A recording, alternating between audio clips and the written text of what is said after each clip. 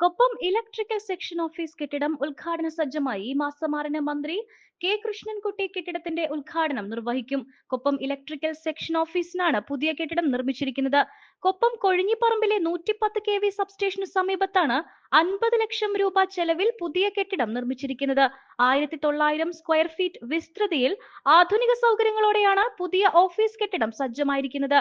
പുതിയ ഓഫീസ് ഉദ്ഘാടന ഒരുക്കങ്ങൾ MLA-യുടെ നേതൃത്വത്തിൽ വിലയിരുത്തി.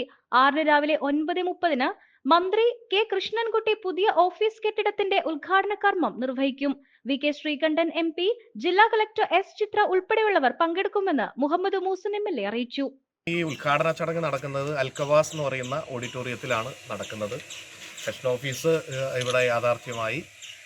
അതുമായി ബന്ധപ്പെട്ട് നമുക്കറിയാം, ഇപ്പോൾ 110 kV സബ്സ്റ്റേഷന് അടക്കമുള്ള കാര്യങ്ങൾ ഇവിടെയുണ്ട്. ഇനി വിളയൂർ സെക്ഷൻ ഓഫീസ് കൂടി നമുക്ക് ആരംഭിക്കണം. അതിനു വേണ്ടിയിട്ടുള്ള സ്ഥലം ഗ്രാമപഞ്ചായത്ത് വിട്ടു തന്നിട്ടുണ്ട്. അതിനുള്ള ശ്രമങ്ങൾ കൂടി നടത്തും. 3 പതിറ്റാണ്ടുകളുടെ പ്രവർത്തന പാരമ്പര്യവുമായി നിങ്ങളുടെ സ്വപ്ന ഭവനങ്ങൾക്ക് നിറച്ചാർത്ത് നൽകി Koottanad Shameer traders. Asian paints, Jordan, national paints തുടങ്ങി പ്രമുഖ കമ്പനികളുടെ ഉന്നത നിലവാരമുള്ള പെയിന്റുകൾ അത്യുഗ്രൻ വിലക്കുറവോടെ ഹോൾസെയിൽ റേറ്റിൽ ഷമീർ ട്രേഡേഴ്സിലൂടെ നിങ്ങൾക്കും സ്വന്തമാക്കാം.